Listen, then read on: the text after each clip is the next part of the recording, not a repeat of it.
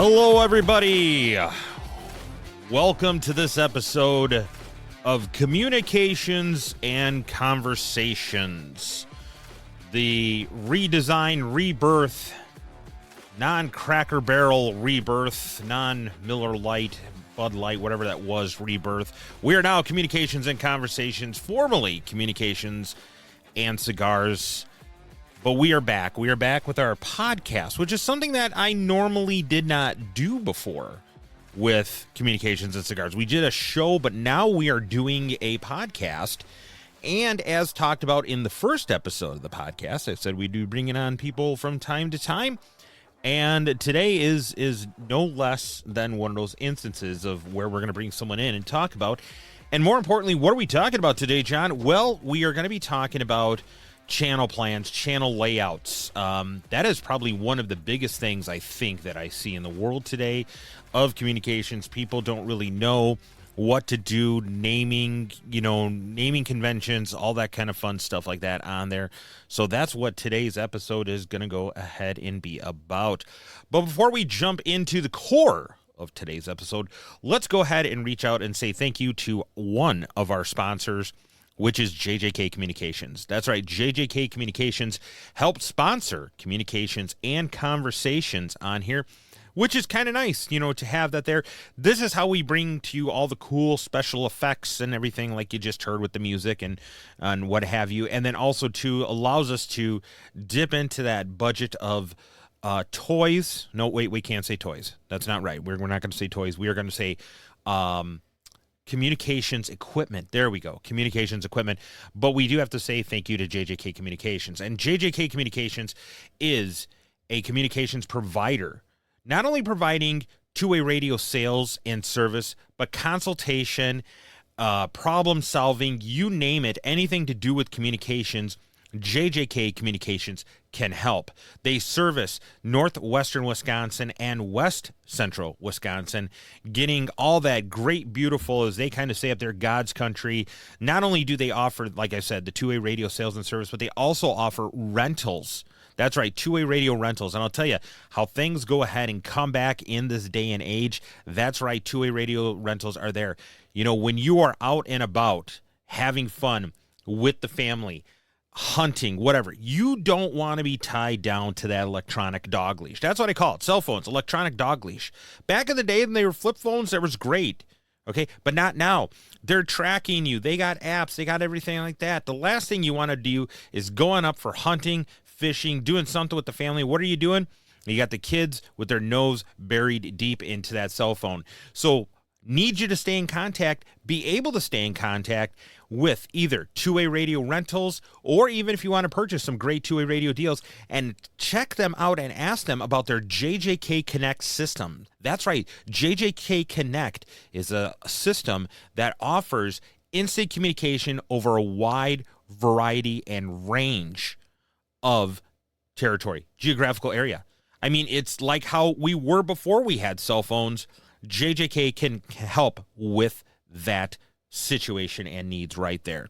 Well, without further ado, let's go ahead and bring in our guest here today, Wally E9 VAO. Welcome to the show today. How you doing?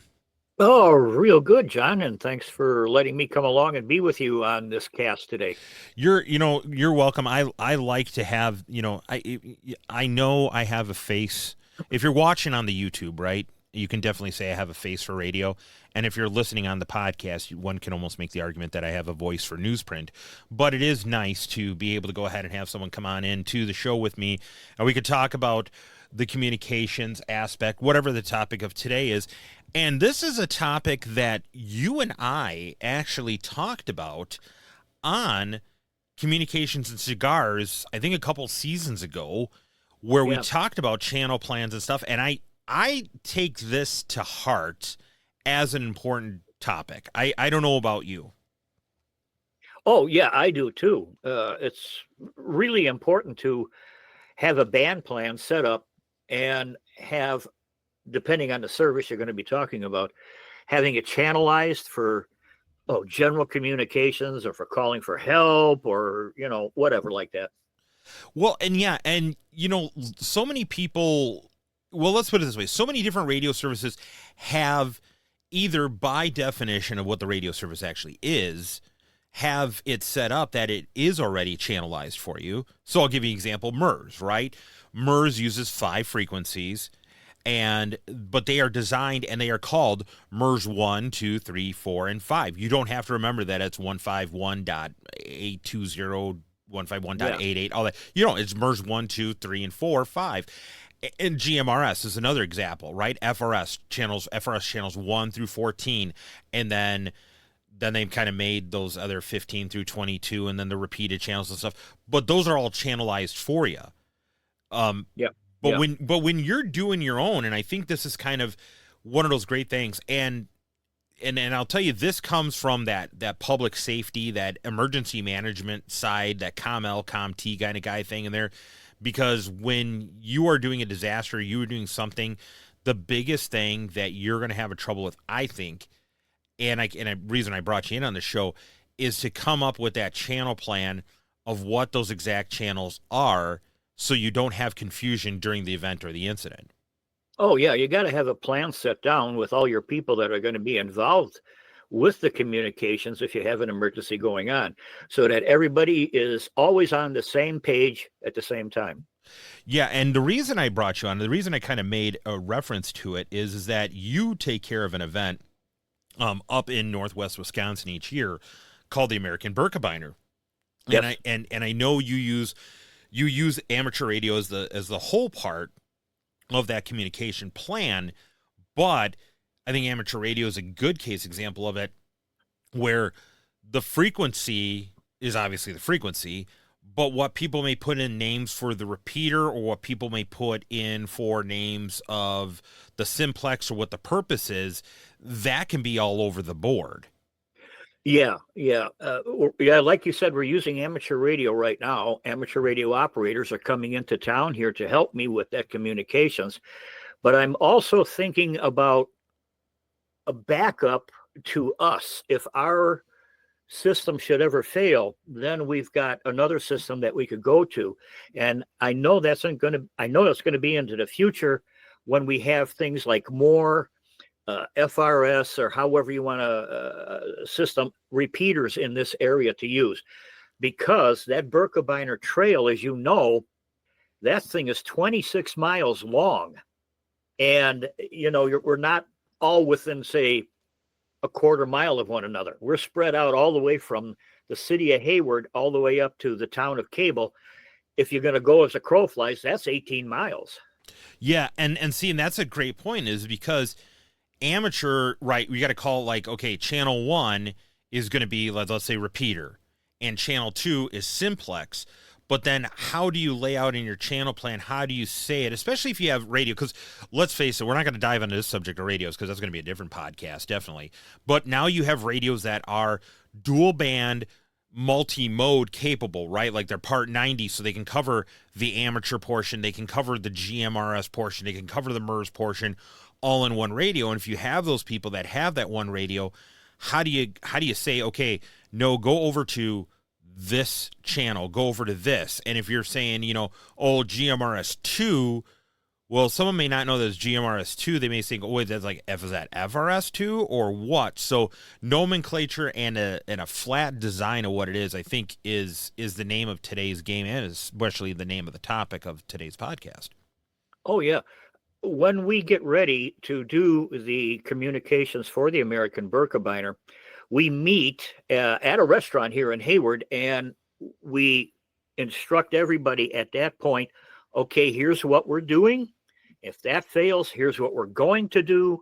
Because like you said, you need to know ahead of time what to go to should communications fail. Now, you talked about dual band radios a second ago here. I do have communication people up on the far northern end near Cable. Their handheld does not always make it back to the Hayward amateur repeater here in Hayward. So what they have for themselves, they have a dual band radio in their car. And what they're doing then is with their handheld, they're doing back, they're talking back to their car, which is doing a repeat onto the Hayward. So in other words, not just 5 watts coming out of their handheld, they got 50 watts now getting into the Hayward repeater out of their mobile. And just, I mean, you hit another point there, is because now you said on the northern part of that trail, so that it goes ahead and states the other thing is that, you know, if people are on the southern part of that trail, do they need first of all, you have to ask yourself, do they need that channel in their radio or set up in their radio? And if they do, or even if they don't, then how do you lay out that channel lineup for it to basically make sure, and it's saying, okay, you know, hey, I can't hear you on, you know, channel 1 repeater. I need you to go to channel 2, which is going to go ahead and be your crossband repeater, whatever you want to call it there. But having a channel plan and layout eliminates a factor that I will tell you the big name companies solve, and the way they solve it is by saying buy their own equipment. But I think everybody can be safe to say that everybody has a brand of radios, and I'm not just talking amateur radios now. But this is for you all fanboys out there listening. Everybody has their own favorite brand of CB radio, GMRS radio, amateur radio, public safety radio, business band radio. I am of that same thing too. I have certain ones that I love and that JJK Communication provides for us. And maybe because they provide for us, we like that brand. Those kind of things on there. But one thing is standard across the board is that if I call something channel 1, or we come up with a common nomenclature for that channel, I could say go to repeater or go to channel 1. And regardless of if you have a Redivis, a Yaesu, a Kenwood, a Motorola, a EF Johnson, a Kirasun, whatever it is, as long as we all know that channel 1 does this, of this common name, channel 2 does this, all we have to say then is, hey, everybody go to channel 2, boom, you're done. Yeah.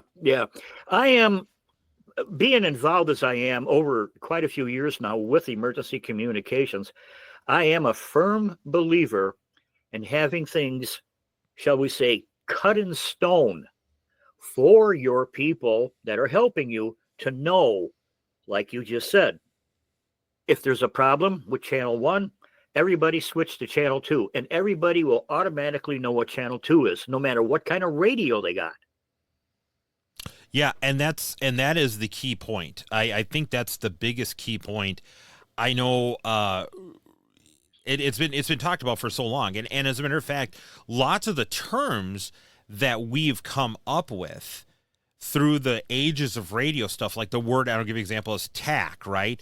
TAC was a name, it's created talk around channel, and it was done for the purpose of is how back in the day when we didn't have like radios that had 48 million different frequencies, right?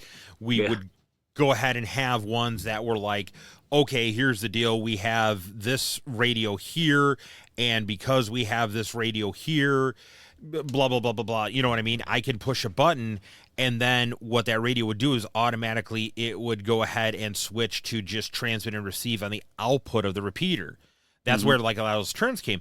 But the reason I bring up that in that case is because now we have multiple channel radios, so it's even more to have that set in stone. And I'll tell you one of the things that I think is one of the most neglected documents out there, and I feel this is where you were going with it, is ICS Form 205. The ICS Form 205, I make one for every single thing I do when I come to a comms plan. Definitely. Oh, yeah, definitely. Yep. And in there, if you haven't seen a 205 or even a 217, we can get really in the muds and the deeps on these forms. They are a standard set of forms, and ICS in this case means Incident Command System. So yes, it's a FEMA thing. It's the government. And we're here to help, right? But okay, I know. Hang on, I got a black van driving by. Alrighty. But no, the reason it is that way is because you think of the amount of people in responses two events and two situations that are coming into play. And if they are outside of those radio systems, I'm going to say it that way, they are not necessarily going to know who or what they need to talk about or what to talk on for a channel. Yes. Yes. Yeah. So that's, and that's the luxury of having great complex radio systems these days, is because you can create incident 1 or event 1 or incident 2, but now you need to go one step further and saying, well, wait a minute. What if I have, like you have with the Berkey as an example today, of saying, you got people coming up from the far parts of the state, even from some from Minnesota, and they may be using the same frequency over and over again. And it's the same frequency as their other repeater, but it's just going to go ahead and be a different CTCSS tone or DCS tone or PL, DPL, whatever you want to call it today. And in that case, you have to change that name. You have to come up with some commonality. I can't even talk about that. I should check myself out for a stroke here real quick. Well, before you go on, John, to add a footnote to what you said a little bit ago, that's why I am a big fan in favor of, whether it's in the house or in my car or my handheld, being what they call multi-mode, not strictly just, say, analog, but analog, digital. Even if you can have a radio that also has, say, the P25 in it or anything else, not to throw away or hurt people about ICOM, but even if it has D-Star in it, also Yaesu Fusion, if you can get a radio with all that in there, get yourself set up, you're ready for anything, anywhere, anytime. Exactly. And, we're going to do that in another episode, talk about multi-band, multi-mode radios, because I know that's a hot thing on there. I have a few. I know you have a few. And it's so funny how this is the way of life, right? For me, it is weird if I have a single band, single mode radio on there, that I almost feel kind of like, I feel like I'm naked on there. But overall, what we're talking about here real quick is we are talking about communications. And I want to take a moment to say it is no longer a want or a need in this day and age. And there's no excuse of why a communications solution does not exist or is not able to be provided. That solution is JJK Communications with their new JJK Elite service. Gone are the days when you have to text or call someone and hope they answer or reply, as well as need to be tied down to that actual electronic dog leash, as I say those cell phones are these days. JJK Elite offers nationwide push-to-talk radio service, allowing a one-to-one or a one-to-group communications. No need to be restricted by geographical locations that two-way radio sometimes present. No need to be restricted by devices or carrier networks. No worries about costly cellular service or those using that cell phone to go down the rabbit hole that is social media. Regardless if it is business, personal, or family communications, with JJK Communications and their JJK Elite service, see how you can have communications beyond cellular limitations. If you want to find out more about JJK Communications, JJK Elite push-to-talk radio service, contact them today at 888-455-5266 or go to their website at jjkcom.com. Once again, that's jjkcom.com. Very good. All right, we're back into it here. We got to take a moment for our sponsors, right? We always got to give them their little love on there. Hey, we got to pay the bills. Yes, they got to pay our bills, right? How is that right? Okay. I like that. Okay. Hey, yeah, I'll just do that all day long. But, touching back on that form, the form is simple. The form is easy to do. But one of the other things I think that people forget about when they come up with a comms plan is it's great to put names to numbers in an order. That's kind of what a comms plan is, right? You're going to put a name, a nomenclature to a frequency, right? Yep. And then you're going to put that in a logical order, right? But it also comes into an ability to train, an ability to know when to use that, how to use it, and more importantly, what do you do in an emergency? Yeah. That's why like I said earlier, I'd like to have things cut in stone so that if I have people coming, as you mentioned earlier too, from far distances away, like I do to help with this Berkey, I don't want them to go blind out into the field. We meet before the Berkey. Here's our radio plan. Here's the frequencies we're going to be using. Here's our emergency backup if needed. But also remember that we are an emergency backup in case communications for the ambulance service, law enforcement, whoever, they break down, their system breaks down, they're going to come to me and they're going to say, Wally, I got to have this. Then I tell my people who already know what we're going to be doing. Right. And also, and that brings up another point too, is because I always call it when you have the different radio services, and I'm going to go at an example here right now real quick, is CB, right? What is the CB emergency channel? All righty. What is that? Everybody knows channel 9, I thought. Right. Yeah, no, right. You're exactly right. As a matter of fact, CB radio operators, is manufacturers, I say not operators, CB manufacturers usually have channel 9 as a simple push of the button type quick channel activation on there, right? Yep. And the non-emergency channel, but the common channel that you go to on a CB is always channel 19, right? So yeah. So and that's just CB. Now you take a look at GMRS. GMRS for the longest time had what they now call, if you have a GMRS FRS combo radio, channel 20, which is 462.675. That used to be kind of designated as the emergency channel designated by the FCC. They said, okay, like channel 9 is for CB, in the FRS GMRS world, channel 20 is there. And believe it or not, when I have a CB in my car and I'm not talking or listening, I actually do turn on channel 9 because you never know when you're going to hear that emergency. Same thing if I'm scanning and I have the GMRS FRS radio cooking, I will make sure channel 20 is in there. Or even with my scanners, right? I have scanners. I will program at least those two channels in there. Marine channel 16 is in there. Now, that's great if it's a radio service that's designated to have emergency channels. But in this situation, in this case, like with your event, you in essence are making that emergency channel. You are saying, hey, this is what we need to use if this bad thing happens. But even more so, I think it's more of a difficult thing when you're in a communication support event. You have to have that common channel that everybody can use. But if you're being the backup to other logistics, you're the what we would kind of call the strategic partner communication zone or lane that you stay in. What happens if your repeater goes down? What do you do, right? Yeah.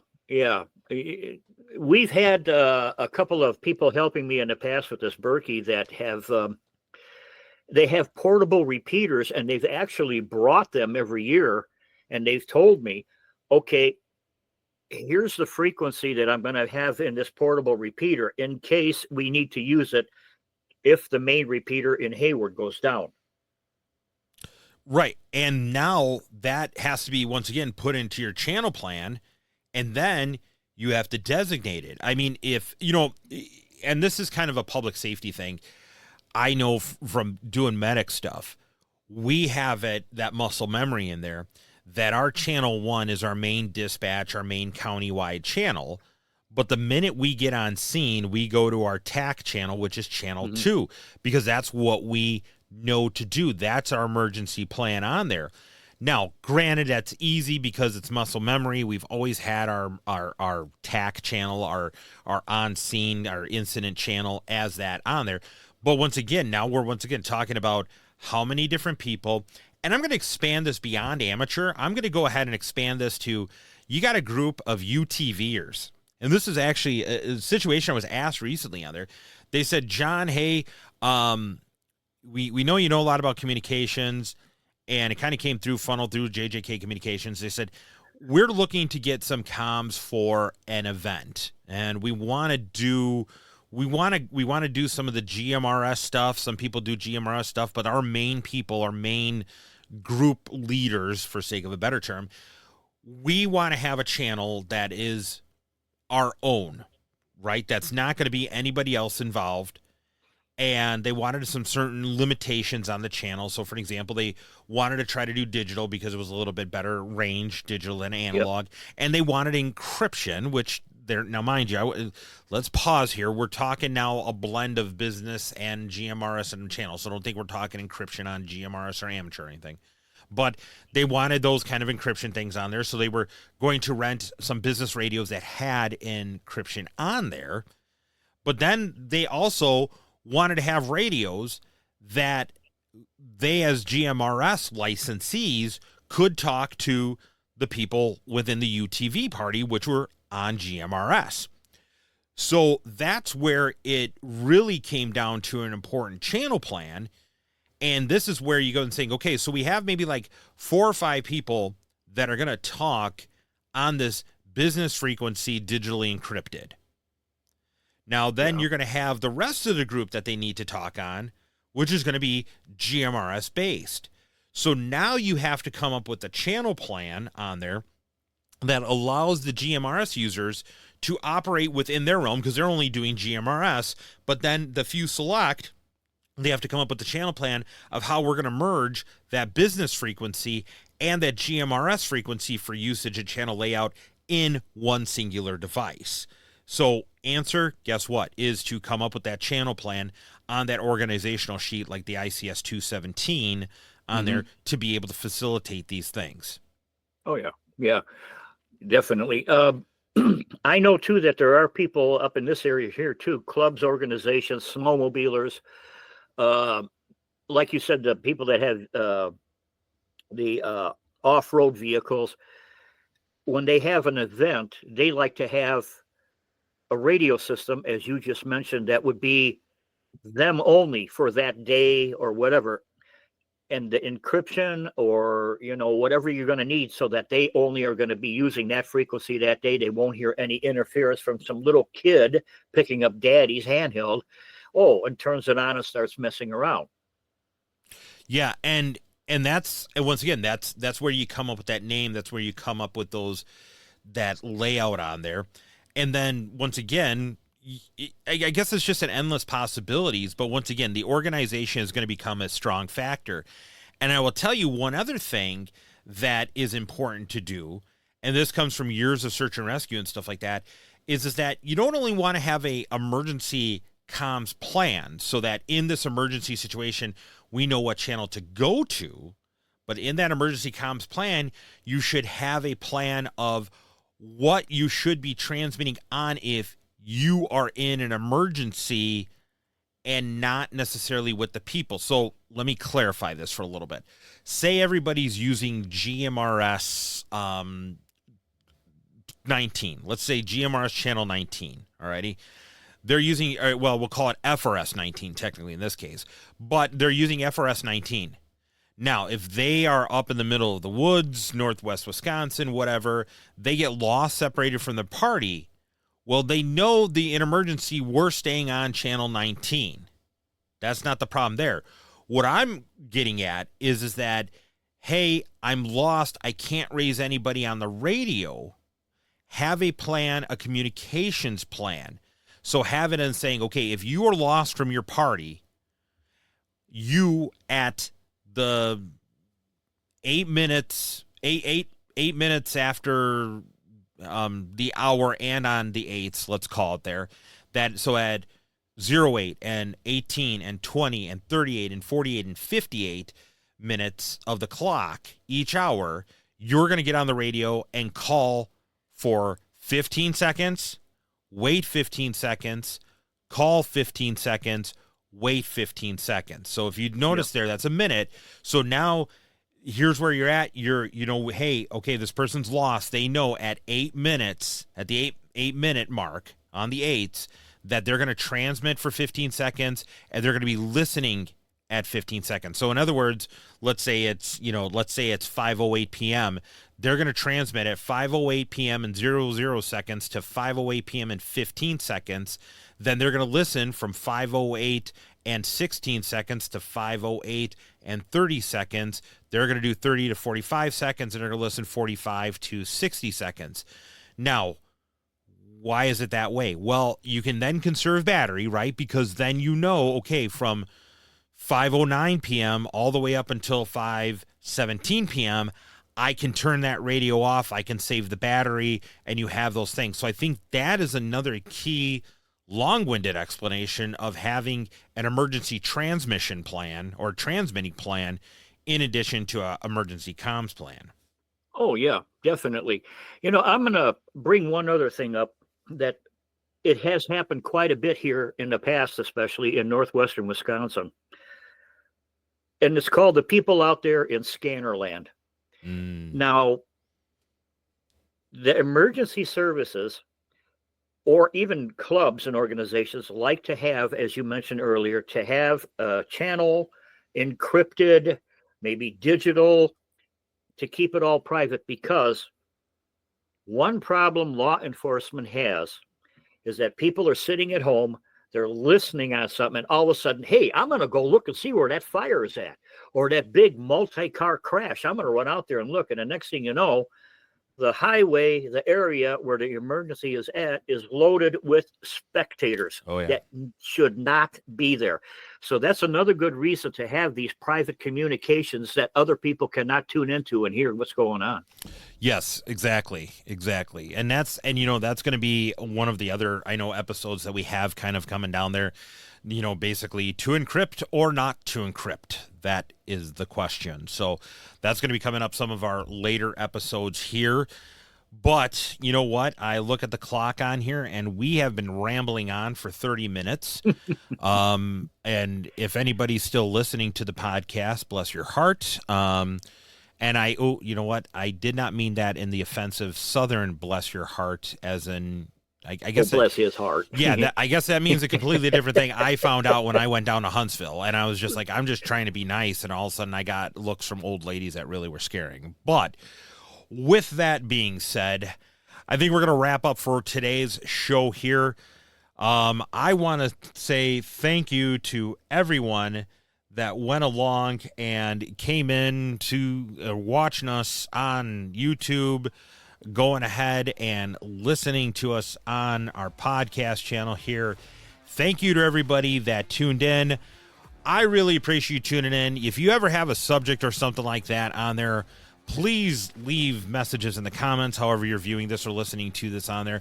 We really like to hear what you have to say.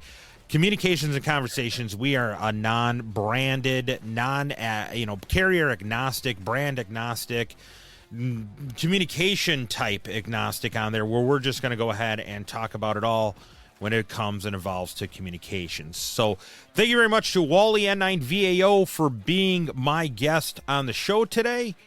Well, John, thank you very much for letting me be here, and I hope our listeners have learned something that they didn't know before. I do too, and until then, take care, everybody, stay safe, and we'll catch you on the next podcast.